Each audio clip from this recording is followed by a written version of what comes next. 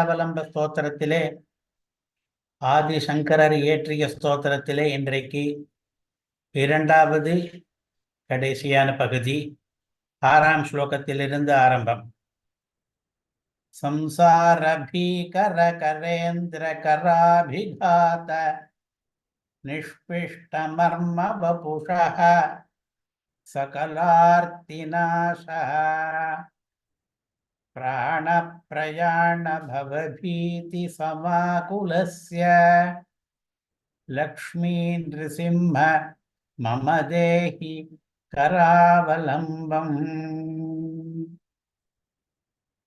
இந்த ஸ்லோகத்திலே தான் 3வது பாதத்திலே இந்த ஸ்தோத்திரத்தை இயற்றிய விற்த்தாந்தத்துக்கான அகச்சான்று சிறிது இருக்கிறது. தனக்கு பிராண பிரயாண பயம் வந்திருக்கிறது என்று ஆதிசங்கரர் அமருகனுடைய உடலிலே கூடுவிட்டு கூடு பாய்ந்து திரும்பி தன்னுடைய உடலுக்கு வரும்பொழுது அந்த உடல் கிடைக்காதபடியாலே, அந்த உடல் எரி கொண்டிருக்கிறபடியாலே பிராண பிரயாண பயம் வந்திருக்கிறது. அப்படிப்பட்ட எனக்கு கராவலம்பம் கொடு என்று. சம்சாரம் என்பதை பலவாறாக உருவகப்படுத்தி கொண்டு வருகிறார். இந்த ஸ்லோகத்திலே அதை ஒரு யானையாக உருவகப்படுத்துகிறார். சம்சார பீகர கரேந்திர கரீந்திர என்று இருக்க வேண்டும். பீகர கரீந்திர கராபிகாத. சம்சாரம் என்கிற பயங்கரமான கரீந்திரன் இருக்கிறதே, கஜேந்திரன் யாரை அதனுடைய கர தும்பிக்கையாலே அபிகாத அடிபட்டபடியினாலே நிஷ்பிஷ்ட நன்றாக பிசையப்பட்ட ஹிம்சிக்கப்பட்ட மர்ம வபுஷக மர்மமான சரீரத்தை உடையவன். சரீரத்திலே இருக்கிற மர்ம ஸ்தானங்களை எல்லாம் நிஷ்பிஷ்டமாக ஆக்கிவிட்டது இந்த சம்சாரம் என்கிற யானை. துவைத்து விட்டது என்ற அர்த்தம். சம்சாரம் என்கிற யானை என்னுடைய மர்மஸ்தானங்களை எல்லாம் துவைத்து விட்டது தன்னுடைய தும்பிக்கையாலே அடி போட்டு. அது மம என்பதற்கு விசேஷனம் அப்படி இருக்கிறேன் நான் என்று. லக்ஷ்மி நிருசிம்ஹா என்பதற்கு விசேஷனம் சகலார்த்தி நாசா என்பது. சகல ஆர்த்தி நாசா, எல்லா துன்பங்களையும் அழிப்பவன் லக்ஷ்மி நிருசிம்மன் என்று. நான் பவபீதி சமாகுலனாக இருக்கிறேன். சம்சார பயத்தினாலே கலவரம் அடைந்திருக்கிறேன். பிராண பிரயாணத்தினாலேயும் கலவரம் அடைந்திருக்கிறேன்.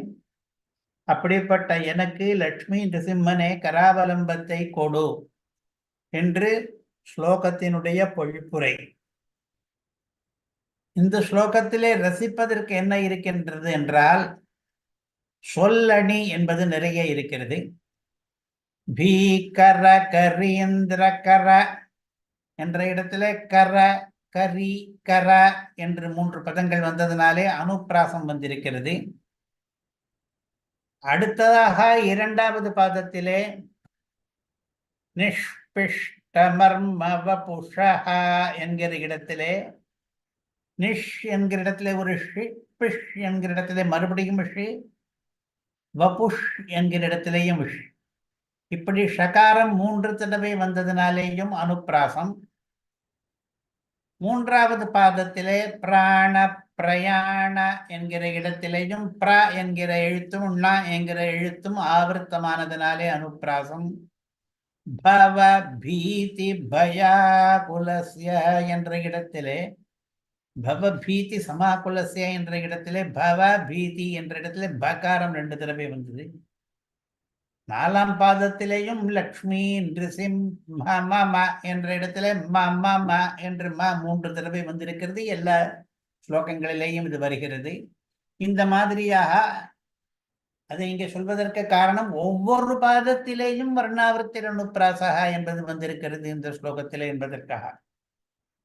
அது தவிர இரட்டை பொருள் அணி என்பதும் வந்திருக்கிறது. பவ என்பதற்கு சம்சார பயம் என்று நாம் அர்த்தம் சொன்னோம். அந்த அர்த்தம் சொல்லாமல் இருக்கலாம். பிராணப்பிரயாண பவ பீதி என்றால் பிராணப்பிரயாணத்திலிருந்து உண்டான பயம் என்ற அர்த்தமும் வரும். அது இன்னும் பொருத்தமாக இருக்கும். நாம் பொழிப்புரை சொல்லும் போது பிராண பிரயாணத்திலிருந்து ஒரு பயம், பவத்திலிருந்து இன்னொரு பயம் என்று இரண்டாக துவந்தமாக சொன்னோம். அப்படி சொல்லாமல் பவா என்பதற்கு இரண்டாவது பொருள் இருப்பதை வைத்துக்கொண்டு சம்சாரம் என்ற அர்த்தம் சொல்லாமல் பவா என்பதற்கு உண்டான என்று அர்த்தம் சொன்னோமானால் பிராண பிரயாணத்திலிருந்து உண்டான பீதி என்று. அதே மாதிரி கர என்பதிலே கூட இரட்டை பொருள் அணி இருக்கிறது. பீகர பயங்கர என்ற அர்த்தம். கர என்றால் பண்ணுகிற என்ற அர்த்தம். கரீந்திர கர என்ற இடத்திலே கர என்றால் தும்பிக்கை என்ற அர்த்தம். ஆகா, கர என்பது இரண்டு தடவை வந்தாலும் ஒரு தடவை பண்ணுகிற என்ற பயத்தை பண்ணுகிற என்ற அர்த்தம் இரண்டாவது தடவை வரும்போது யானையினுடைய தும்பிக்கை அர்த்தமாகிறது. ஆகையினாலே இரட்டை பொருள் அணியும் இந்த ஸ்லோகத்துக்கு அழகு சேர்க்கிறது. சம்சாரத்தை ஒரு யானை என்று சொல்கிறாரே, அதிலே என்ன பொருத்தங்கள், ஒவ்வமையோ உருவகமோ சொன்னால் அதிலே பொருத்தங்களை நாம் பார்த்து கொள்ள வேண்டும். இவர் என்ன பொருத்தம் சொல்கிறார்? பீகரா என்ற பொருத்தத்தை சொல்லுகிறார். யானை எப்படி பயங்கரமாக இருக்கிறதோ அதே மாதிரி சம்சாரமும் பயங்கரமாக இருக்கிறது. யானை எப்படி பெரிதாக இருக்கிறதோ ஜந்துக்களுக்குள்ளே அது 12 அடி உயரம் வரையில் கூட இருக்கும், அதே போல சம்சாரமும் பெரிதாக இருக்கிறது. நிஷ்பிஷ்டா என்பதிலே இன்னொரு பொருத்தம். யானை எப்படி தும்பிக்கையாலேயே அடித்து துவைத்து போட்டு விடுமோ அதே மாதிரி சம்சாரம் நம்மளை புரட்டி புரட்டி அடித்து விடுகிறது. மர்ம வபுஷா என்பதிலே இன்னொரு பொருத்தம். யானை மர்மஸ்தானங்களை எல்லாம் பிசைந்து விடுகிறது. சம்சாரமும் நம்முடைய மர்மஸ்தானங்களை ஹிம்சிக்க வல்லது. பிராண பிரயாண பவ பீதி என்பதிலே இன்னொரு பொருத்தம். யானை நமக்கு பிராணபயத்தை தரும், சம்சாரமும் அந்த பிராணபயத்தை தருகிறது. ஆகா, சம்சாரத்தை யானை என்று சொல்வதிலே என்னென்ன பொருத்தங்கள் இருக்கின்றன என்பதிலே பெரும்பாலான பொருத்தங்களை இந்த ஸ்லோகத்திலேயே வெளிப்படையாகவே சொல்லி இருக்கிறார் என்பதையும் கவனிக்கிறோம். அதற்கடுத்தது லட்சுமி நரசிம்மனுக்கு விசேஷணமான சம்போதனம் சகலார்த்திநாசா என்று. எல்லா துயரங்களையும் அழிப்பவனே என்று முக்கியமாக முதலிலே தோன்றுகிற அர்த்தம் சகல ஆர்த்தி நாசா என்று. அல்லது எல்லாருடைய துயரங்களையும் அழிப்பவனே, அந்த அர்த்தமும் ஒட்டுகிறது. சகலமான ஆர்த்தி என்றும் சகலருடைய ஆர்த்தி என்றும். விக்கிரகம்தான் வேறு விதமாக சொல்லிக் கொண்டு வேண்டியிருக்கு. அல்லது சகல என்று தனியாக ஒரு சம்போதனம், ஆர்த்திநாசா என்று தனியாக இன்னொரு சம்போதனம்.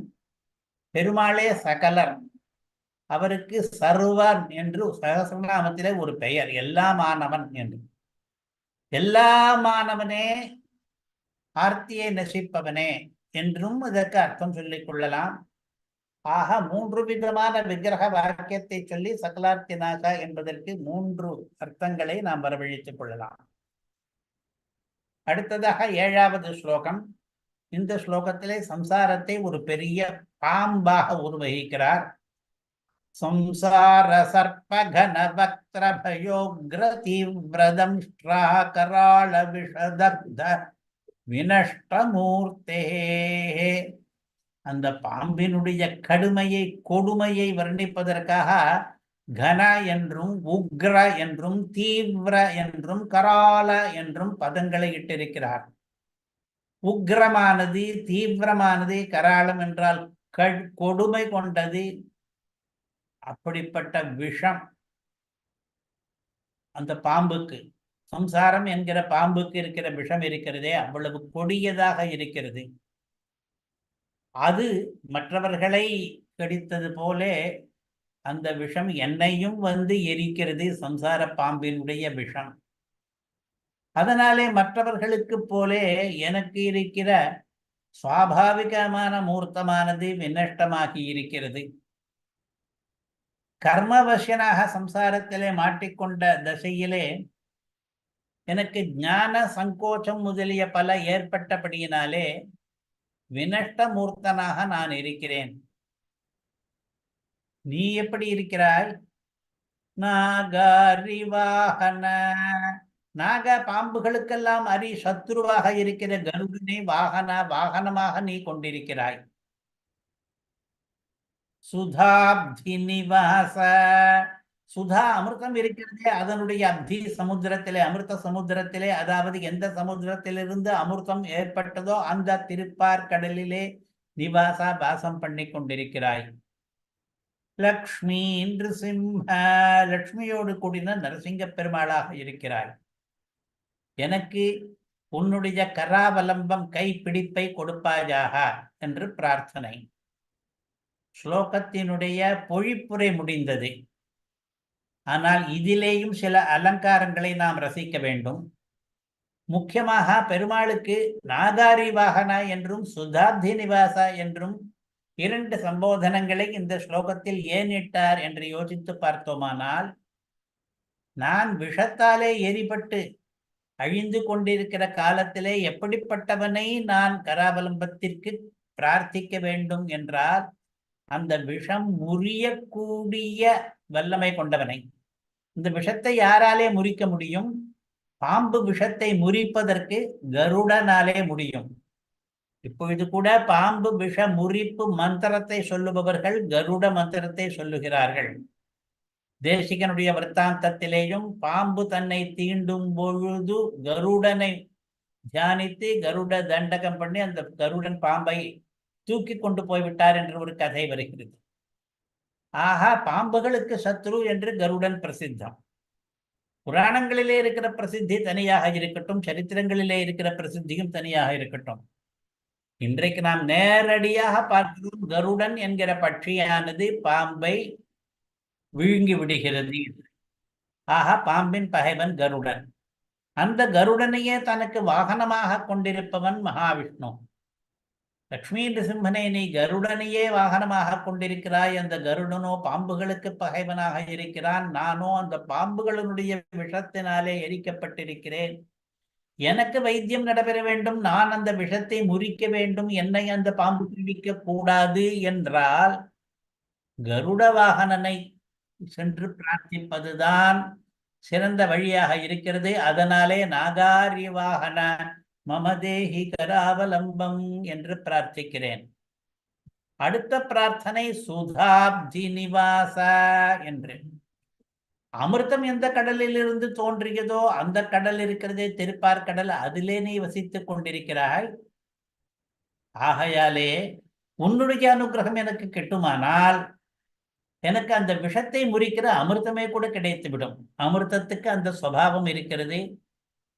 விஷக்கடிப்பட்டவர்கள் அமிர்தத்தை சிறிது உண்டாலும் கூட போதும், அந்த விஷம் நீங்கிவிடும் என்று. உதாரணமாக ஸ்ரீபாஷ்யத்திலே பகவத் ராமானுஜர் அருளி செய்த ஒரு ஸ்லோகம் இருக்கிறது. சம்சாராக்னி விதீபன வியபகத பிராணாத்ம சஞ்சீவனி என்கிற அந்த 2வது வரியானது சுதாம் என்பதற்கு விசேஷணமாக இருக்கிறது. நீங்கள் எல்லாம் சுதை பருக வாருங்கள், அமிர்தம் பருக வாருங்கள். அங்கே எந்த அமிர்தத்தை சொல்லுகிறார் என்றால், பிரம்மசூத்திரங்கள் என்கிற அந்த பிரம்மசூத்திர கிரந்தத்துக்கு அர்த்தம் சொல்லுகிற அந்த சுதையை சொல்லுகிறார். பாராசரிய வதசுதா என்று அந்த சுதையை சொல்லும் பொழுது அதை எப்படி வர்ணிக்கிறார்? அங்கே சம்சாரம் என்கிற அக்னியினாலே விதீபன எரிக்கப்பட்டு விபகத பிராண உயிரே நீங்குகிற அந்த ஆத்மாவுக்கு சஞ்சீவனி, மறுபடியும் இந்த உயிரை பிழைப்பிக்க கூடிய வல்லமை கொண்டது அமிர்தம் என்று. இப்பொழுது நமக்கு என்ன வேண்டும்? அமிர்தத்துக்கு அந்த ஒரு சிறப்பு இருக்கிறது. விஷத்தினாலே, எரி உண்டதனாலே, தகனத்தினாலே உயிர் நீங்கினால் அந்த அமிர்தத்தின் மூலமாக உயிரை திரும்பி பெற்றுக் கொள்ளலாம் என்று. இந்த ஸ்லோகத்திலேயும் அதுதான் நடக்கிறது. சம்சாரம் என்கிற சர்ப்பம் என்னை தீவிரமாக கொடிய விஷத்தை கொடுக்கிற பல்லினாலே கடித்து விட்டபடியினாலே எனக்கு நான் விஷ தக்தனாக ஆக்கிவிட்டேன். அப்படி விஷ தக்தனாகவும்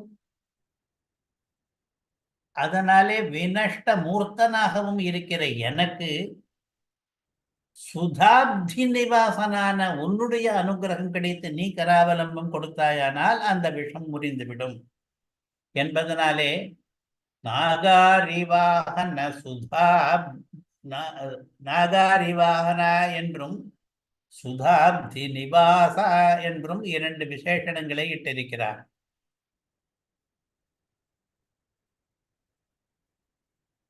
அடுத்தது 8வது ஸ்லோகம். சம்சார விருக்ஷம் அகபீஜம் அனந்த கர்ம சாகாசதம் கர்ணபத்ரம் அனங்க புஷ்பம் ஆருஹ்ய துக்க பலிதம் பததோ தயாளோ லக்ஷ்மீ நிருசிம்ஹ மம தேஹி கராவலம்பம். சம்சாரம் என்கிறது ஒரு பெரிய மரமாக இருக்கிறது, விருட்சம். அந்த மரம் எந்த விதையிலிருந்து முளைத்தது என்றால் அகபீஜம். அகம் என்றால் பாவம். பாவம் என்கிற விதையிலிருந்து சம்சாரம் என்கிற விருட்சம் முளைத்திருக்கிறது ஒவ்வொருவருக்கும். எனக்கும் என்னுடைய பாவம் என்கிற விதையிலிருந்து என்னுடைய சம்சாரம் என்பது முளைத்திருக்கிறது. அனந்த கர்ம சாகாசதம். இந்த மரத்துக்கு நிறைய கிளைகள் பரவி இருக்கின்றன. அது என்ன கிளைகள் என்றால் உருவகத்திலே நம்முடைய கர்மங்கள் இருக்கின்றனவே, வினைகள். வினைகள் புண்ணிய பாபங்கள், அதுதான் கர்மங்கள். அவையெல்லாம் இங்கே சாக்கைகளாக கிளைகளாக இருக்கின்றன. கரண பத்திரம், இந்திரியங்கள் பத்திரங்களாக இலைகளாக இருக்கின்றன. அனங்க புஷ்பம், மன்மதனானவன் இதிலே புஷ்பமாக வந்திருக்கிறான். ஆருஹ்ய, இந்த மாதிரியான மரத்திலே நான் ஏறி இருக்கிறேன். துக்க பலிதம், இந்த மரத்திலே துக்கம் என்கிற பழம் பழுத்து கொண்டிருக்கிறது. பததஹ, ஏறினது மட்டுமில்லாமல் அந்த மரத்திலே ஏறி நான் விழுகிறேன். மறுபடியும் அந்த மரத்திலேயே கீழே இருக்கிற கிளையிலே வந்து நான் விழுகிறேன். சம்சார சக்கரத்திலே மேலும் கீழுமாக புரண்டு கொண்டிருக்கிறேன். அப்படி அந்த மரத்திலிருந்து விழுகிற எனக்கு தயாளோ லக்ஷ்மி நிருசிம்ஹ, தயாளுவான தயை கொண்டவனான லக்ஷ்மி நிருசிம்மனே, எனக்கு கராவலம்பத்தை கொடுப்பாயாக என்று. இதிலே பரம்பரா ரூபக அலங்காரம் ஸ்பஷ்டமாக இருக்கிறது. ஒன்றை மட்டும் உருவகிக்காமல் பல உருவகங்களை சேர்த்து பண்ணுகிறார். சம்சாரம் என்கிற மரம், பாவம் என்கிற விதை, அந்த விதையிலே இந்த சம்சார மரம் முளைத்திருக்கிறது. ஏராளமான கர்மங்கள் என்ற நூற்றுக்கணக்கான கிளைகள், இந்திரியங்கள் என்ற இலைகள், மன்மதன் என்கிற புஷ்பம், துக்கம் என்கிற பழம், இப்படி நிறைய உருவகங்களை பண்ணி இவற்றையெல்லாம் கொண்ட அந்த மரத்திலே ஏறிய நான் விழுகிறேன். விழுகிறேன் என்றால் அந்த மரத்தை விட்டு வெளியிலே போய்விடவில்லை, அந்த மரத்துக்குள்ளேயே விழுகிறேன். தயாளுவான லக்ஷ்மி நிருசிம்மனே, எனக்கு கராவலம்பம் கொடு என்று பரம்பரா ரூபகத்தை பார்க்க. ரூபகம் இருக்கும் பொழுதெல்லாம் உருவக பொருத்தங்களையும் பார்க்க வேண்டும். சம்சாரத்தை விருட்சம் என்று வர்ணித்தவர்கள் நிறைய பேர் இருக்கிறார்கள். ஊர்த்வமூலமதசாகம், பகவத்கீதா ஸ்லோகம். அங்கே சம்சாரத்தை தான் ஒரு அஸ்வத்த விருட்சமாக வர்ணித்திருப்பதாக வியாக்கியானங்கள் சொல்லுகின்றன. உபனிஷத்திலேயே இதில் இருக்கிறது இந்த ஊர்த்வமூலமதசாகம் என்கிற கருத்து. விசித்திரமான மரம், அதனுடைய வேரானது மேல் நோக்கி இருக்கிறது. கிளைகள் எல்லாம் கீழே இருக்கின்றன. எதனாலே அப்படி சொல்லுகிறார் என்றால், இந்த மரம் தலை கீழாக நிற்கிறது என்று சம்சாரத்துக்கு மூலமானது வேறு இடத்திலே இருக்கிறது, உயர்ந்த உயர்ந்த இடத்திலே இருக்கிறது என்பதனாலே. அந்த உருவகம் இருக்கிறதே, ஏற்கனவே மகர்ஷிகள் காட்டின உருவகம், அதை இந்த ஸ்லோகத்திலே மேலும் நீட்டுகிறார். சம்சாரம் விருட்சம் என்றால் அதற்கு கிளை எது, அதற்கு விதை எது, அதற்கு இலை எது, அதற்கு பழம் எது என்றெல்லாம் உருவகத்தை நீட்டுகிறார். என்ன பொருத்தங்கள்?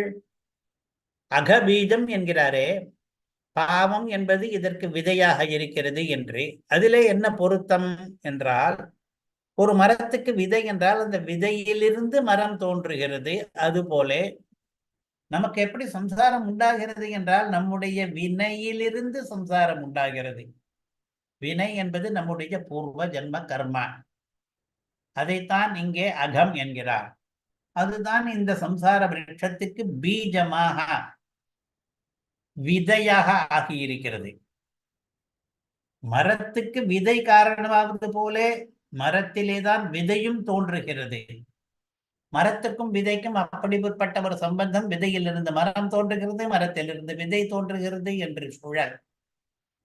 அதே போலதான் என்னுடைய வினைகளிலிருந்து எனக்கு சம்சாரம் தோன்றியதே, அந்த வினைகள் எனக்கு எங்கிருந்து தோன்றின என்றால் சம்சாரத்திலிருந்து தோன்றின வினைகள். சம்சாரத்திலிருந்து வினைகள் ஏற்படும், வினைகளிலிருந்து மறுபடியும் சம்சரிக்க நேரும். ஆக ஒன்றுக்கொன்று காரணமாக இருக்கின்றன. இந்த விதத்திலே பீஜாங்குர நியாயம் என்றபடி சம்சாரம் என்னுடைய வினைகளும் அமைந்திருக்கின்றன. அடுத்தது கிளைகள். மரத்திலே நிறைய கிளைகள் இருப்பது போலே சம்சாரத்திலே நாம் நிறைய கர்மங்களை பண்ணுகிறோம். இங்கே சொன்ன கர்மங்கள் புண்ணிய பாப கர்மங்கள். மரத்திலே இலைகளும் பூவும் பழமும் இருப்பது போலே சம்சாரத்திலே நமக்கும் கரணங்களும் அனங்கனும் துக்கமும் இருக்கின்றன.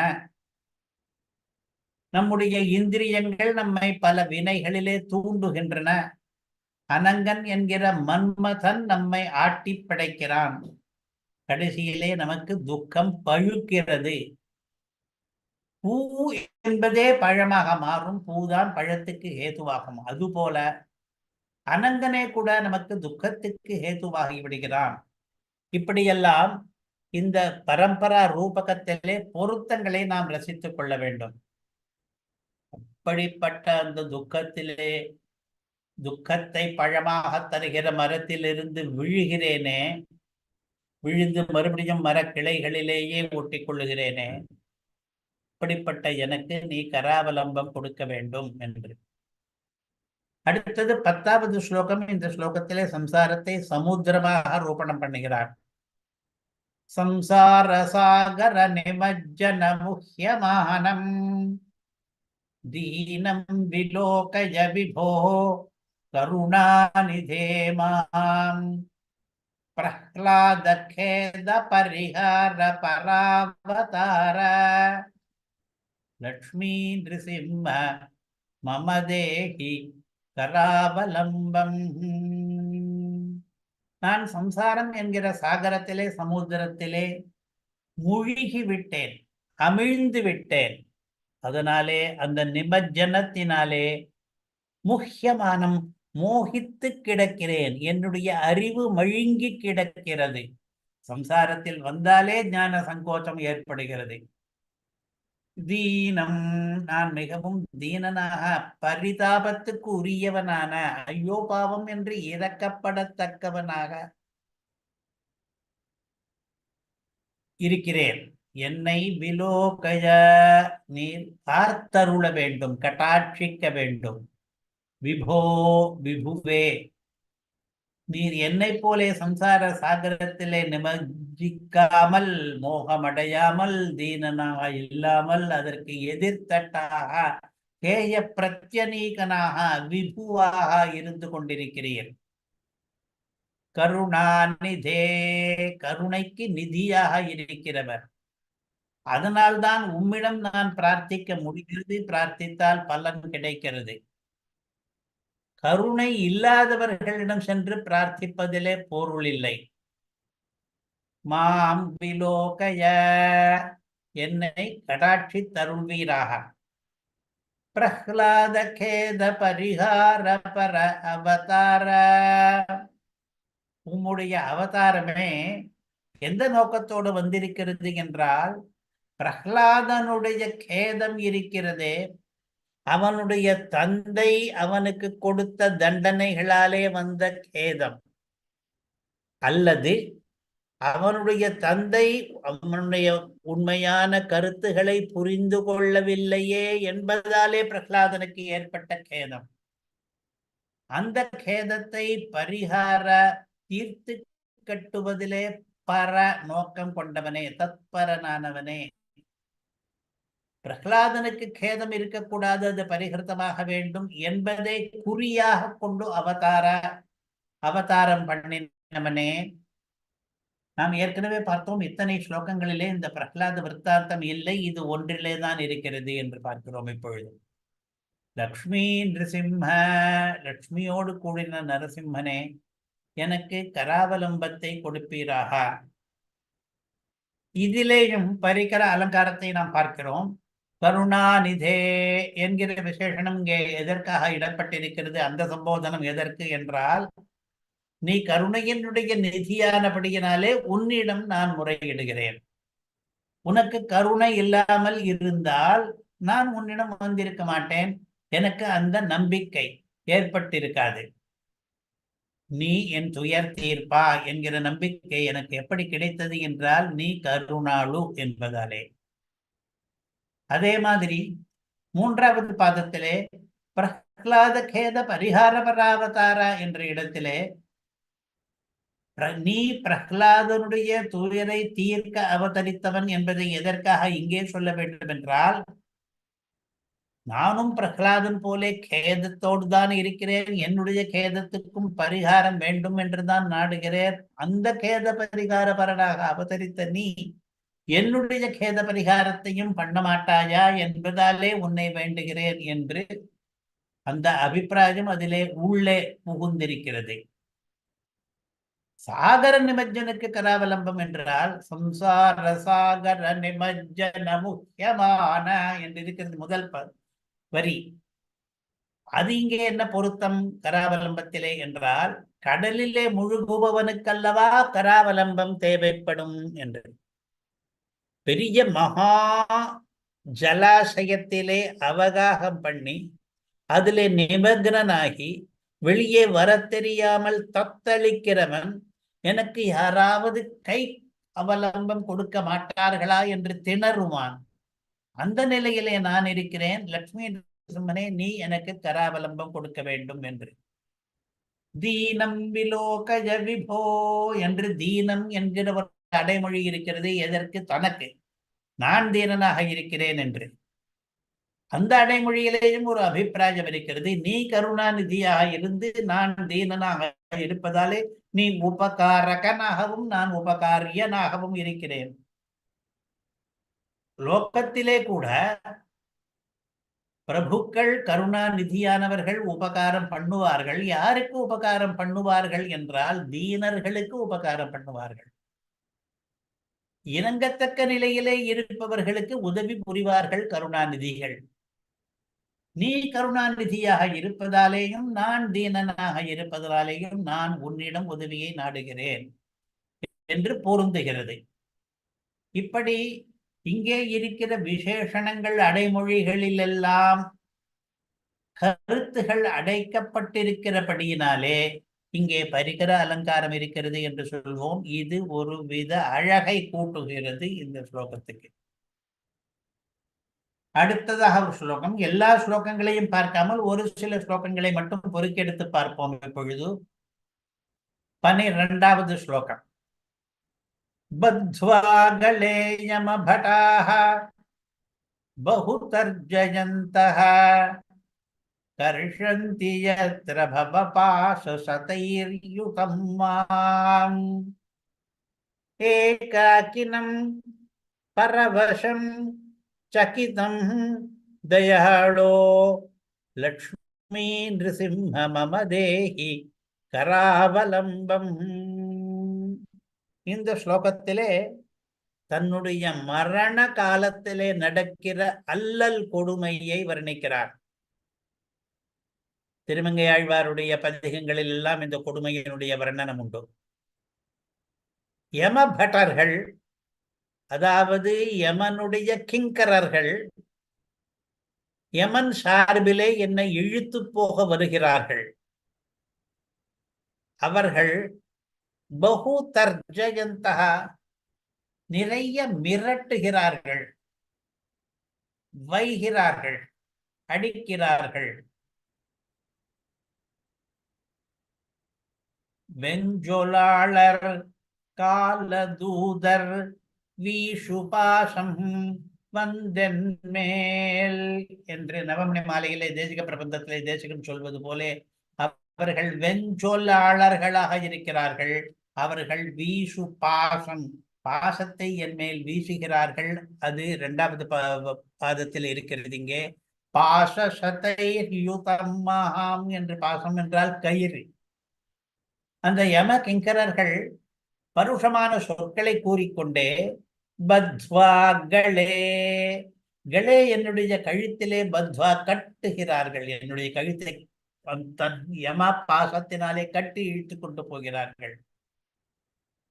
பாசசதைஹி, ஒன்றிரண்டு இல்லை, நிறைய யமபாச கயிறுகள் வந்து என்னை கட்டி போட்டு, அந்த கயிறுகளாலே கட்டி போட்ட என்னை கர்ஷந்தி, இழுத்து கொண்டு போகிறார். அந்த நிலை வரும் பொழுது நான் எப்படி ஆகிறேன் என்றால், விழுந்தழுந்தி யான் அயர்ந்து வீழ்வதற்கு முன்னமே என்று சொன்னது போல விழுந்து அழுந்தி அயர்ந்து கிடக்கிறேன். ஏகாக்கினம், ஒற்றையாக இருக்கிறேன், தனியாக இருக்கிறேன், எனக்கு துணை யாரும் கிடையாது. சம்சாரத்திலே ஜீவதசையிலே துணையாக இருந்த குடும்பத்தினர் கூட யமபட்டர்கள் என்னை இழுக்கும் போது எனக்கு துணையாக வருவதில்லை, என்னை ஏகாக்கியாக விட்டு விடுகிறார்கள். பரவசம், நானே என்னுடைய பலத்தினாலே தப்பித்துக் கொள்ள முடியுமா என்றால் முடியாது. நான் வசமிழந்து நிற்கிறேன், பரவசனாக இருக்கிறேன். அவர்கள் இழுத்த இழுப்புக்கெல்லாம் நான் போக வேண்டியதாக இருக்கிறது. நான் அவர்களிடமிருந்து தப்பிக்க முடியாது. சக்கிதம், நான் பயந்து போய் கிடக்கிறேன். இப்பொழுது இழுத்து கொண்டு போகிறார்களே இவர்கள், இதற்கு பிறகு என்னை என்ன பண்ண போகிறார்கள் என்பதை நினைத்து பார்த்தால் கருட புராணாதிகளை வாசித்திருப்பவர்களுக்கு அதிக பயம் ஏற்படும், நரக பயம் என்று. தயாளோ, அப்பொழுது நான் உன்னுடைய தயையை நினைத்து கொண்டு, தயையை கொண்டவனான லட்சுமி நிருசிம்மனே, உன்னை நினைக்கிறேன், நீ எனக்கு என்ன பண்ண வேண்டும்? மமதேஹி கராவலம்பம், அந்த மாதிரி சமயத்திலே எனக்கு பிராணாபத்து நேர்ந்து யமவசனாக ஆகிற சமயத்திலே எனக்கு கராவலம்பம் கொடுக்க வேண்டும். உம்முடைய திருக்கையினாலே என்னை அவலம்பித்து என்னை அந்த யம பட்டர்களிடமிருந்து காப்பாற்றி உம்முடைய திருவடிக்கு அழைத்துக் கொள்ள வேண்டும் என்று மரண தசையினுடைய வர்ணனம் இந்த ஸ்லோகத்திலே. யம பட்டர்கள் நிறைய பாசக்கயிறுகளை கொண்டு வந்து என் கழுத்திலே கட்டி இழுக்கிறார்கள், நிறைய திட்டுகிறார்கள், தர்ஜயந்தி, வைகிறார்கள், விரட்டுகிறார்கள், கட்டுண்ட என்னை இழுக்கிறார்கள். கட்டுண்ட என்பதற்கு என்ன பதம் இருக்கிறது என்றால், யுத்தம் என்ற ஒரு பதம், அதற்கு எல்லாரும் கூடின என்றுதான் அர்த்தம் முதலில் சொல்வார்கள். ஆனால் அதற்கு இன்னொரு அர்த்தம் கூட உண்டு. யுத்தம் என்பதற்கு கட்டுண்ட என்ற அர்த்தமும் உண்டு. நான் ஏகாக்கியாக இருக்கிறேன், துணை இல்லாதவனாக இருக்கிறேன், நான் பரவசனாக இருக்கிறேன், நான் சகித்தனாக பயந்திருக்கிறேன். நீ தயாளு லட்சுமி நரசிம்மா, எனக்கு கராவலம்பத்தை கொடு என்று. யுத்தம் என்ற பதத்திலே இரண்டு அர்த்தங்கள் இருக்கின்றன. அந்த இரண்டு அர்த்தத்தையும் இங்கே கொண்டு பொருத்தி கொள்ள வேண்டும்.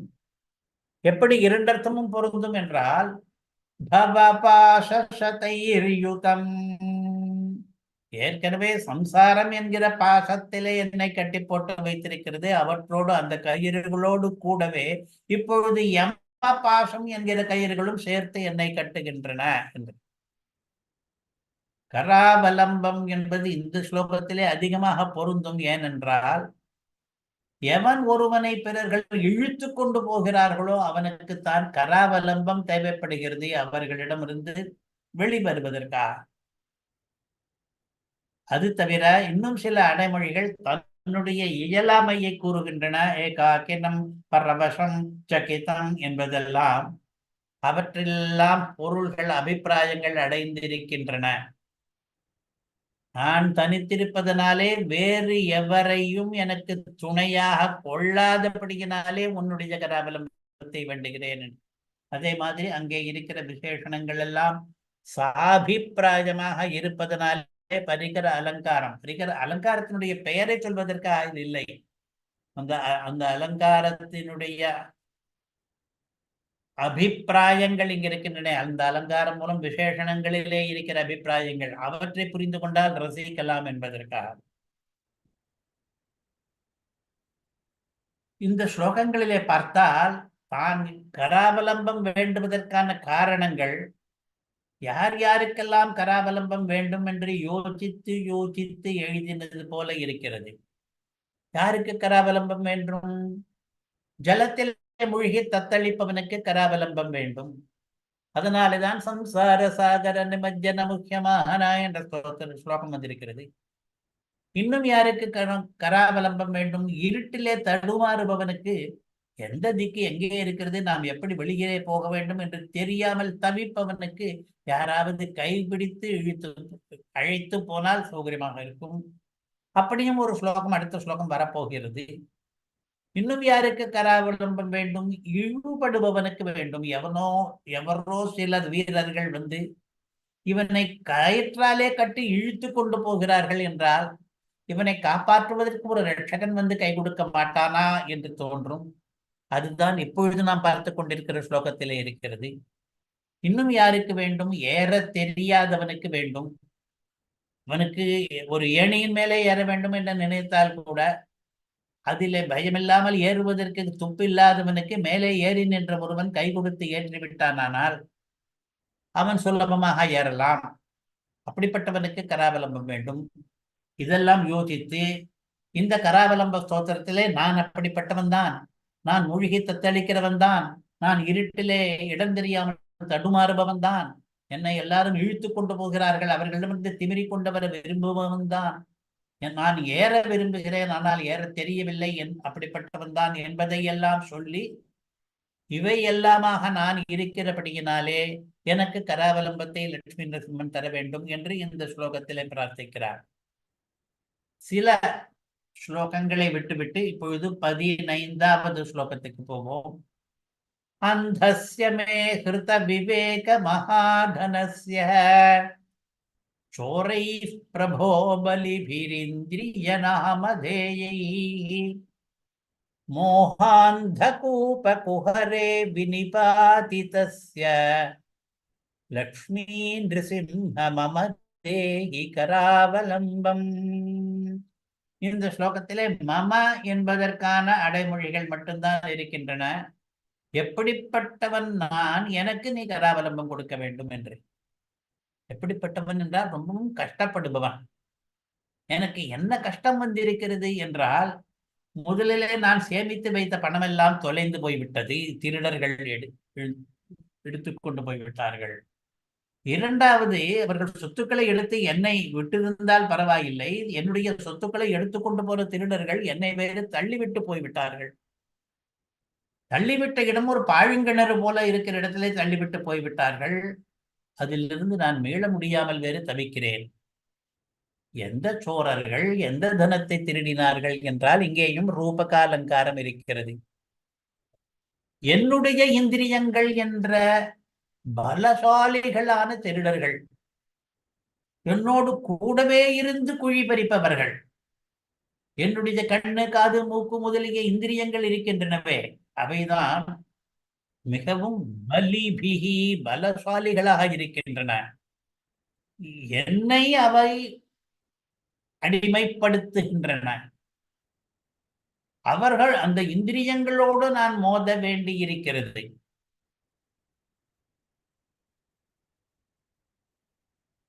பலவான் இந்திரிய கிராமஹ வித்வாம்சமபி கர்ஷதி என்று கீதா ஸ்லோகம். இந்திரிய சமூகம் இருக்கிறதே அது பலவான், பலம் கொண்டதாக இருக்கிறது. இங்கே பலிபிகி இந்திரிய, அது வித்வாம்சமபி, விஷயங்கள் தெரிந்தவன், அவனை கூட கர்ஷதி இழுத்து கொண்டு போய் விடுகிறது. தெரியாதவர்கள் இந்திரியங்களிடம் சிக்கிக் கொண்டிருக்கிறார்கள் என்பது இருக்கட்டும் ஒரு பக்கம். இந்த இந்திரியங்கள் நம்மை தவறான பாதையில் இழுக்கின்றன என்று புரிந்து கொண்டவனை கூட அந்த இந்திரியங்கள் பலசாலிகளாக இருப்பதற்படினாலே மறுபடியும் தப்பு வழிக்கே தான் அழைத்துக் கொண்டு போகின்றன. அந்த இந்திரியங்கள் தான் சோரர்கள், திருடர்கள். ஏன் அதை திருடர்கள் என்று சொல்கிறேன் என்றால், நான் சேமித்து வைத்த தனத்தை எல்லாம் அந்த இந்திரியங்கள் அபகரித்து கொண்டு போய்விடுகின்றன. என்ன தனத்தை சேமித்தேன்? விவேக மகாதனஸ்ய. விவேகம், பகுத்தறிவு, நன்றாக ஆராய்ந்து அலசி பார்க்கக்கூடிய திறன், அதெல்லாம் எனக்கு இருந்தது. அது பெரிய தனமாகவும் இருந்தது. அதை வைத்துக்கொண்டு நான் நல்வழியில் நடக்க முடியும். ஆனால் எனக்கு எதிரிகளாக, திருடர்களாக வந்த இந்திரியங்கள் என்ன பண்ணின? என்னுடைய விவேகம் என்கிற சொத்தையே அபகரித்து கொண்டு போய்விட்டன. இந்த இந்திரியங்களுக்கு நான் வசமான பிறகு எனக்கு அறிவே இழந்தவனாக ஆகிவிட்டேன். விவேகமே இல்லாமல் போய்விட்டது.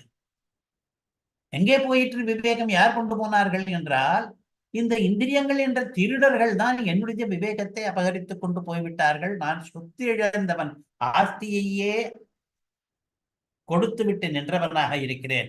பறி கொடுத்து விட்டேன். அந்த சோரர்கள் என் சொத்தை நீக்கிக் கொண்டது மட்டும் இல்லாமல், மோகாந்த கூப குஹரே விநிபாதிதஸ்ய, ஒரு பாழுங்கிணற்றிலே என்னை தள்ளிவிட்டார்கள். அந்த பாழுங்கிணறுக்கு என்ன பெயர் என்றால், இங்கேயும் ரூபணம்தான், மோகம் என்கிற பாழுங்கிணறு. விவேகம் என்பது போய்விட்டது, மோகம் என்ற இடத்திலே என்னை கொண்டு தள்ளிவிட்டார்கள்.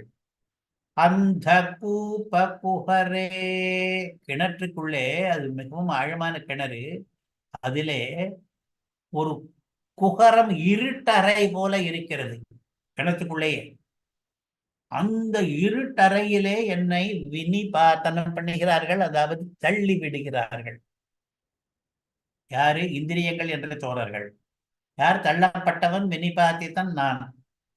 நான் விழுந்து விட்டேன், இருட்டறையிலே விழுந்து விட்டேன். எனக்கு இப்பொழுது கராவலம்பம் தேவைப்படுகிறது. அந்த இருட்டறையிலே இருப்பவனுக்கு எங்கே போக வேண்டும், எப்படி போக வேண்டும் என்பது கூட தெரியாமல் விழித்துக் கொண்டிருக்கிறேன். யாராவது நல்ல மனுஷர்கள் வந்து என்னை கை தூக்கி விடுவார்களா, கிணற்றிலிருந்து வெளியே கொண்டு வருவார்களா என்று. லட்சுமி சிம்மனே, எனக்கு கராவலம்பத்தை கொடுப்பாயாக என்று. இந்த ஸ்லோகத்திலே லட்சுமி சிம்மனுக்கு வேறு அடைமொழிகளை இடவில்லை. மமா என்கிற அந்த பதத்துக்குத்தான் நிறைய விசேஷணங்கள் இட்டிருக்கிறார். முதல் பாதத்தில் இருப்பது ஒரு விசேஷணம், ரெண்டு விசேஷணம். முதல் விசேஷணம் அந்தஸ்யா என்பது. இரண்டாவது விசேஷணம் ஹிருத விவேக மகாதனஸ்ய என்று. அந்தஸ்யா என்றால் நானே குருடனாக இருக்கிறேன், கண் இழந்தவனாக இருக்கிறேன்.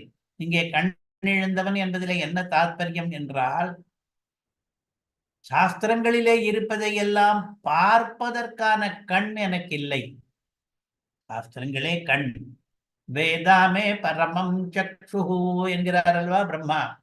வேதங்கள் எனக்கு கண்ணாக இருக்கின்றன என்று சொல்வது போல, அந்த கண் எனக்கு இல்லாதபடி பண்ணுகிறது இந்திரியங்கள். நான் என்னை குருடனாக அவையாக்கின, நான் குருடனாக ஆகி இருக்கிறேன். கிருத விவேக மகாதனஸ்ய, இரண்டாவது அடைமொழி. விவேகம் என்கிற பெரும் சொத்தானது எனக்கு அபகரிக்கப்பட்டதாகிவிட்டது. அபகரித்தவர்கள் யார் என்பதை இரண்டாவது பாதம் சொல்லுகிறது. சோரை பிரபோ. லட்சுமி சிம்ம என்பதற்கு வேறு விசேஷனம் இல்லை என்று சொன்னேனே, ஒரு விசேஷனம் இருக்கிறது, பிரபோ என்று. பிரபுவே, பிரபு என்றால் என்னை ஆளுபவனே, எனக்கு சுவாமியாக இருக்கிறவனே, எனக்கு பலன் கொடுக்க போகிறவனே. பலிபிரிந்திரிய நாமதேயைஹி சோரைஹி, இந்திரியங்கள் என்று பெயர் வைத்துக் கொண்டிருக்கிற திருடர்களாலே கிருத அபகரிக்கப்பட்ட சொத்து. மோகாந்த கூப குஹரே, மோகம் என்கிற கூபத்தினுடைய அந்த குஹரே இருட்டறையிலே, வினிபாதிதஸ்ய தள்ளப்பட்ட மம எனக்கு கராவலம்பத்தை கொடுப்பாயா.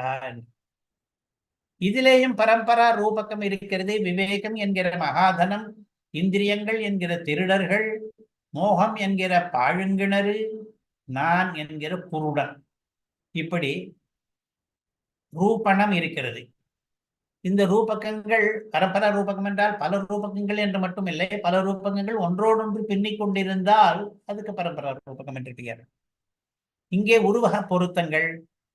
விவே அந்தன் என்று எப்படி சொல்லலாம் தன்னை என்றால், இருக்கும் சொத்தை எல்லாம் பறி கொடுத்து விட்டு அதை காணாதிருப்பவன் குருடன் தானே என்று. விவேகத்தை மகாதனம் என்று எப்படி சொல்லலாம் என்றால், மகாதனம் நமக்கு எப்படியெல்லாம் பயன்படுமோ அதே போல விவேகமும் நமக்கு பயன்படும் என்பதாலே. புலன்களை திருடர்கள் போல என்று எப்படி சொல்லலாம் என்றால், நம்மோடு கூடவே இருந்தாலும் கூட அவை நமக்கு எதிரிகளாக இருக்கின்றன. அதனாலே அவை நம்மிடம் உள்ளதை எல்லாம் அபகரிக்கிற காரணத்தினாலே திருடர்கள்.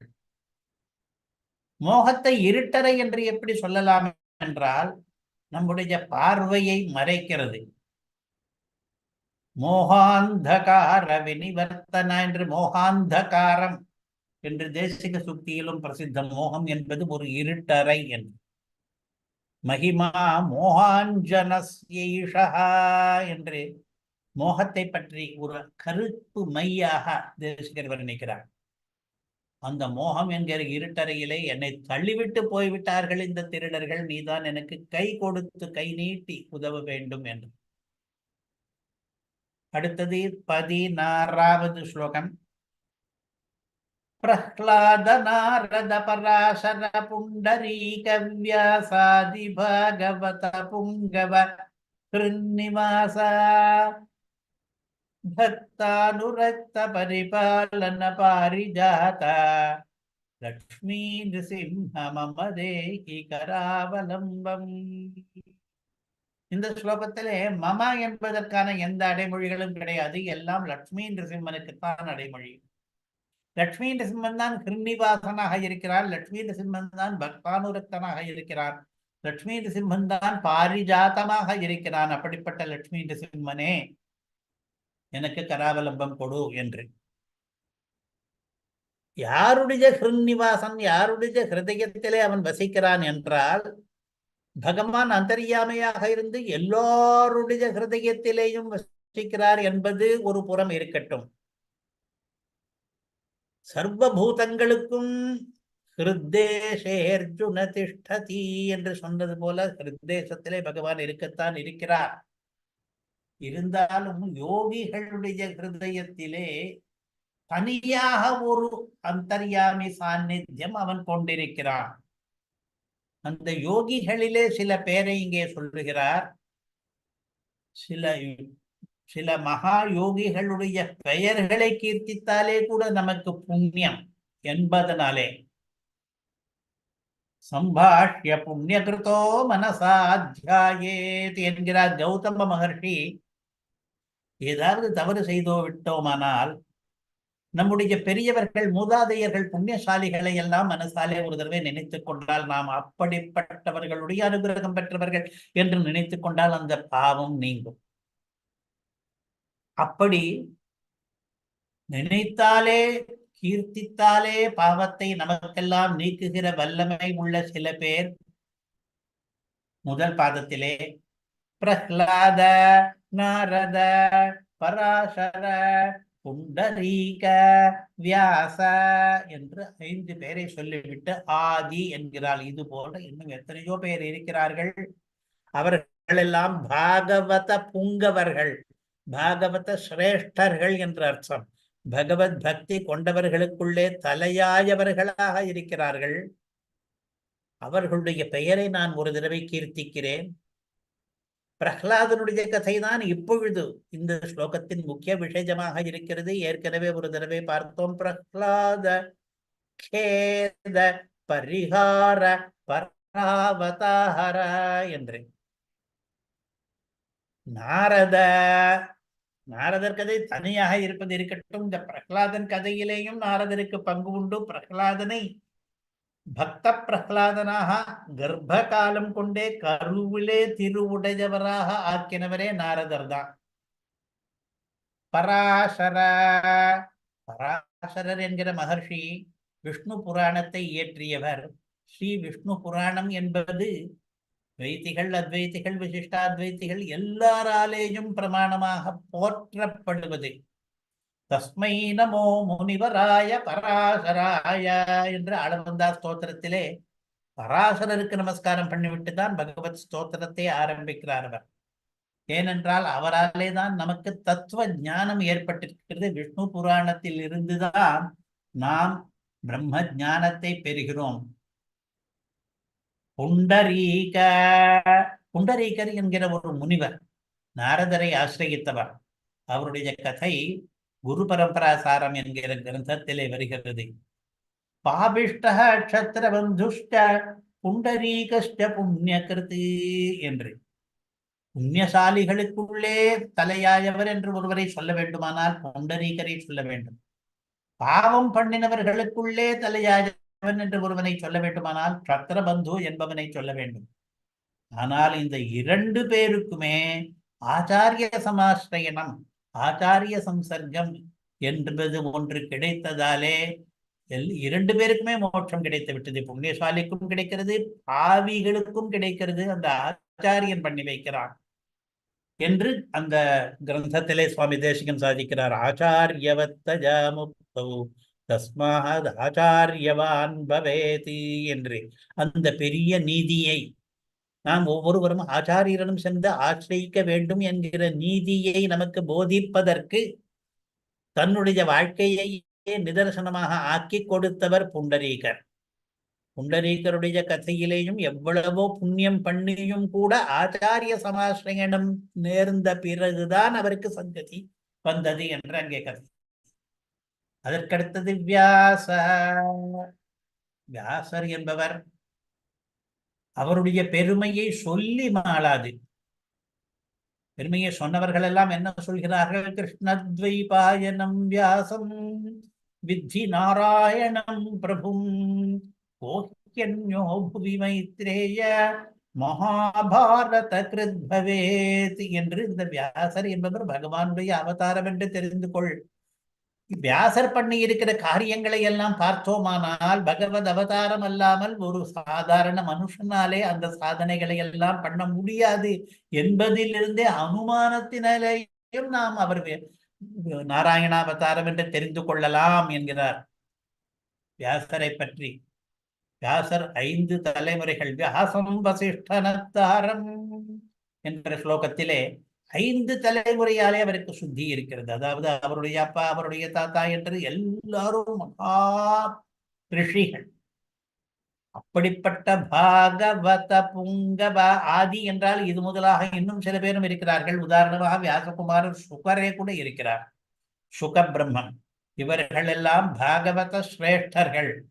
அந்த பாகவத சிரேஷ்டர்களுடைய ஹிருதயத்திலே நிவாச வசிப்பவனே, நீ எல்லாருடைய ஹிருதயத்திலே வசித்தாலும் பாகவதர்களுடைய ஹிருதயத்திலே, யோகிகளுடைய ஹிருதயத்திலே விசேஷ சாநித்தியம் கொண்டிருக்கிறபடியினாலே அப்படிப்பட்டவனே லட்சுமி நிருசிம்ஹா. பக்தானுரக்த, பக்தர்களிடம் அனுராகம் கொண்டவனே என்று தனியாகவும் வைத்துக் கொள்ளலாம்.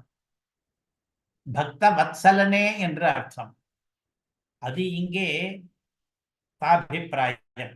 அதாவது நீ பக்தர்களிடம் அனுராகம் கொண்டிருப்பதனாலே நான் உன்னுடைய கராவலம்பத்தை பிரார்த்திக்கிறேன். நான் உன்னுடைய பக்தனாக இருக்கிறேன். நீ என்னிடத்திலே அனுராகம் கொண்டவன். அனுரக்தன் எப்படி என்றால் எல்லா பக்தர்களிடத்திலும் நீ அனுரக்தன், நீ பக்த வத்சலனாக இருக்கிறாய். அதனாலே எனக்கு கராவலம்பம் கொடு.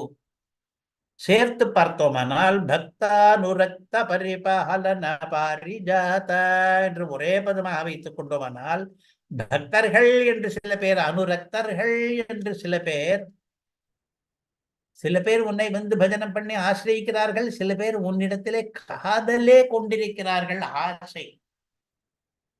அவர்களை எல்லாம் பரிபாலன நன்றாக காப்பாற்றுவதிலே பாரிஜாத தேவதரு போல இருக்கிறவனே. பாரிஜாதம் எப்படி கேட்ட வரங்களை எல்லாம் கொடுத்து வரப்பிரசாதியாக நின்று பரிரட்சணம் பண்ணுகிறதோ, அதே போல நீயும் பக்தர்களுக்கெல்லாம் அவர்கள் அவர்கள் என்ன கேட்கப் போகிறார்கள்? கராவலம்பத்தை தான் கேட்கப் போகிறார்கள், உன்னுடைய பாத சம்யோகத்தை தான் கேட்கப் போகிறார்கள். உன்னுடைய திருவடியை நான் என்று வந்து கூடுவேனோ என்றுதான் கதா கதா என்று அரற்றப் போகிறார்கள். அவர்களுக்கெல்லாம் அவர்கள் கேட்டதை எல்லாம் கொடுக்கிற பாரிஜாதமாக நீ இருக்கிறாய். அப்படி பாரிஜாதமானவனே லக்ஷ்மி நரசிம்மனே, எனக்கு உன்னுடைய கராவலம்பத்தை கொடு. நான் பக்தானுரக்தனாக இருக்கிறேன்.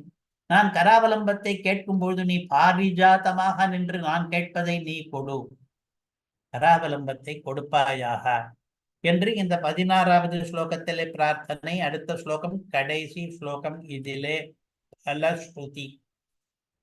இந்த கராவலம்ப ஸ்தோத்திரத்தை சொல்லுபவர்களுக்கு, கராவலம்ப ஸ்தோத்திரத்தினுடைய அர்த்தத்தை கேட்கிற நமக்கு என்ன பலன் ஏற்படும் என்பதை ஆதிசங்கரர் அருளுகிறார். லக்ஷ்மீ நிருசிம்ம சரணாம்புஜ ஷட்பதேன ஸ்தோத்திரம் கிருதம் சுபகரம் புவி சங்கரேண ஏதத் படந்தி மனுஜா ஹரிபக்தியுக்தாः தே யாந்தி தத்பத சரோஜமகண்ட ரூபம். இது யார் விஷயமான ஸ்தோத்திரம், யாராலே பண்ணப்பட்ட ஸ்தோத்திரம், எப்படிப்பட்ட ஸ்தோத்திரம், இந்த ஸ்தோத்திரத்தை படிப்பவர்களுக்கு என்ன பயன் என்பதை எல்லாம் இதிலே சொல்கிறார். கவி நாமாங்கனம் என்று கடைசி ஸ்லோகத்திலே பண்ணுகிற வழக்கம். இந்த ஸ்லோகத்தை பண்ணினவர் யார் என்பதை கடைசி ஸ்லோகத்திலே சொல்லுகிறது. அதே மாதிரிதான் இங்கே இந்த ஸ்லோகத்தை பண்ணினவர் சங்கரர். எந்த சங்கரர் தெரியுமா? லக்ஷ்மி நிருசிம்ம சரணாம்புஜ ஷட்பதேன. லக்ஷ்மி நிருசிம்மனுடைய திருவடி தாமரையிலே வண்டாக மொய்த்து கொண்டிருக்கிற அந்த சங்கரனாலே கிருதம் ஸ்தோத்திரம் பண்ணப்பட்ட இந்த ஸ்தோத்திரமானது புவி பூலோகத்திலே சுபகரம் மங்களத்தை ஏற்படுத்தும். இந்த ஸ்தோத்திரமானது பூலோகத்திலே இம்மையிலே மங்களங்களை பயக்க வல்ல ஸ்தோத்திரம். பூலோகத்திலே மட்டுமில்லை, பாரலோகத்திலேயும் என்பதை உத்தரார்த்தம் சொல்லுகிறது. ஏ தத் படந்தி, எவர்கள் தத்து அந்த ஸ்தோத்திரத்தை படந்தி படிக்கிறார்களோ, மனுஜா மனிதர்கள், எந்த மனிதர்கள் இந்த ஸ்தோத்திரத்தை படிக்கிறார்களோ அவர்கள் ஹரி பக்தி யுக்தாக, ஹரியினிடம் பக்தியுடன் கூடினவர்களாக, தே அவர்கள் யாந்தி தத்பத சரோஜம், அந்த ஹரியினுடைய திருவடி தாமரையை சென்று அடைவார்கள். இது பரலோக பிராப்தி, மறுமை பயன். இம்மை பயன் மறுமை பயன் இரண்டும் உண்டு. அகண்ட ரூபம், துண்டிட முடியாத முழுமையான என்றர்த்தம், முழுமையான ரூபத்தை பெறுவார்கள், சமக்கிரர்கள் ஆவார்கள். இப்பொழுது சம்சாரிகளாக இருக்கும் பொழுது அந்த முழுமையான ரூபம் இல்லாமல், தன்னுடைய சுவாபாவிக ரூப ஆவிர்பாவம் இல்லாமல் இருக்கிறார்களே, அது அது அது நீங்கி அபகத பாப்மா விஜுரோ விமிருத்யு முதலிய தன்னுக்கு சுவாபாவிகமான எல்லா குணங்களையும் பெற்ற அகண்ட ரூபர்களாக, அதாவது மோட்சத்தை அடைவார்கள் என்று இதற்கு பலன். ஆக இரண்டு பலன்களும் உண்டு. புவி சுபகரம் என்றதுனாலே இந்த பூமியிலே வாழ்கிற காலத்திலே மங்களமாக வாழ்வார்கள் என்பதும் ஒரு பயன். அகண்ட ரூபம் பத சரோஜம் யாந்தி என்றதுனாலே மோட்சம் அடைவார்கள் என்பதும் ஒரு பலன். கராவலம்பம் என்கிற ஸ்தோத்திரம் கையை பிடிக்கிற ஸ்தோத்திரம். அதற்கு பலன் சொல்லும் பொழுது தேயாந்தி தத் பதம் என்று காலை பிடிக்கப் போவார்கள் என்று. கையை பிடிப்பது கூட காலை பிடிப்பதற்கே என்று பலஸ்ருதி வேடிக்கையாக சொல்லுகிறது. பகவான் நம்முடைய கையை பிடித்து தூக்கி விட்டோமானால் நாம் என்ன பண்ண போகிறோம்? அவனுடைய காலிலே விழப்போகிறோம். லக்ஷ்மி நரசிம்மனுடைய திருவடியாகிற தாமரைக்கு வண்டானவர் என்று முதல் பாதம் சொல்லுகிறது. லக்ஷ்மி நிருசிம்ம சரணாம்புஜ ஷட்பதேன என்று. இதிலே இரட்டை உருவக அணி இருக்கிறது. சில சமயம் அணிகளுடைய பெயர்களை சொன்னாலே ரசிகத்தன்மை குறைகிறதோ என்போ. பெயர்கள் நமக்கு முக்கியமில்லை. அது லட்சுமி நரசிம்முடைய திருவடி என்பதை தாமரை என்று கொண்டால், இந்த சங்கரன் என்பவர் அதிலே இருக்கிற வண்டு என்று அந்த அர்த்தத்திலே இருக்கிற சுவை அதை சொல்வதற்காகத்தான் இரட்டை உருவாணி என்று பெயரெல்லாம். அப்படி என்ன திருவடிக்கும் வண்டுக்கும் இருக்கிற சம்பந்தம் போலே தாமரைக்கும் வண்டுக்கும் இருக்கிற சம்பந்தம் போல இருக்கிறது திருவடிக்கும் சங்கரனுக்கும் இருக்கிற சம்பந்தம் என்று சொல்லணும். என்ன சம்பந்தம் என்றால், திருவடியில் சேர்பவர், தாமரையிலே வண்டு வந்து சேரும், அதிலே வந்து அமரும், அதுபோலே இவரும் திருவடியிலே சேர்பவர் என்ற சம்பந்தம், சயோக சம்பந்தம். அது தவிர என்ன சம்பந்தம் என்றால், திருவடியை சுவைப்பவர். வண்டு தாமரையில் உட்கார்ந்து வெறுமே இருக்காது. அந்த தாமரையில் இருக்கிற மகரந்த ரசத்தை எல்லாம் தேனாக சாப்பிட்டு விடும். அதே போல பெருமாளுடைய திருவடியும் விஷ்ணோ பதே பரமே மத்வ உத்ஸஹ என்று தேனூற்று என்று வர்ணிக்கிறது வேதம். தேனூற்றாக இருக்கிறது பெருமாளுடைய திருவடி. அந்த தேனை சுவைப்பவராக இருக்கிறார் இந்த வண்டு, சங்கரர் என்கிற வண்டு. மூன்றாவதாக திருவடியில் பாடுபவர் என்று. வண்டு அந்த தேனை சுவைத்து விட்டு ரீங்காரம் பண்ணும், மெல்லிய இனிய இசை குரலை எழுப்பிக் கொண்டிருக்கும். அதே மாதிரிதான் சங்கரனும் பகவானை சேவித்து விட்டு பகவத் பரமாக ஸ்தோத்திரங்களை எல்லாம் இயற்றி பாடுபவர். இப்படி திருவடிகளே சேர்பவர், திருவடியை சுவைப்பவர், திருவடிகளே பாடுபவர் என்றெல்லாம் பொருத்தங்கள் இருப்பதனாலே தாமரை பூவிலே வண்டு என்னென்ன காரியங்களை பண்ணுமோ அதே காரியங்களை பெருமாள் திருவடிகளே இவர் பண்ணுகிற காரணத்தாலே லக்ஷ்மி நிருசிம்ம சரணாம்புஜ ஷட்பதேன என்பது பொருத்தமாக இருக்கிறது இந்த ரூபகம். இன்னொன்றும் கூட ஒரு வேடிக்கை, அது வேடிக்கைக்கு மட்டும்தான், சமத்காரத்துக்கு மட்டும்தான் என்று கவிகள் சில பதங்களை இடுவார்கள். லக்ஷ்மி நிருசிம்மருக்கு 2 கால்கள், அதிலே வந்து மொய்க்கிற வண்டுக்கு 6 கால்கள்.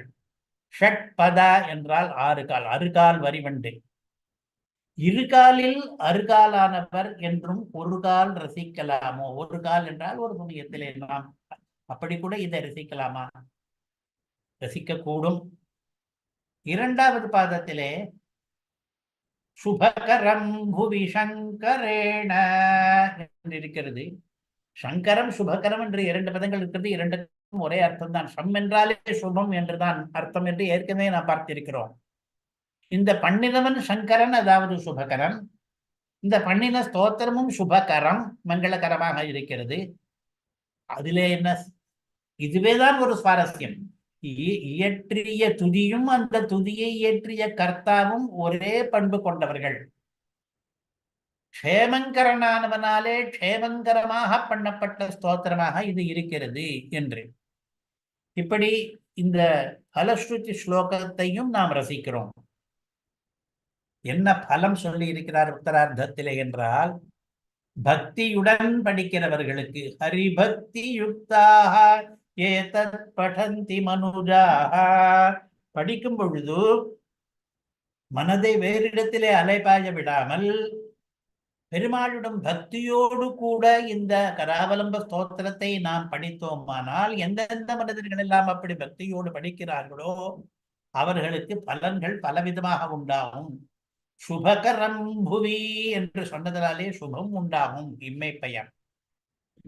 ஹரிபக்தி யுக்தாக என்பதையும் பலனாக கொள்ளலாம். அதாவது நாம் என்ன சொல்ல வருவது என்னென்றால், இந்த ஸ்லோகம் படிப்பவர்களுக்கு ஹரிபக்தி ஏற்படும் என்கிற கருத்தும் அன்வயத்தை மாற்றி சொல்வதாலே வரும்.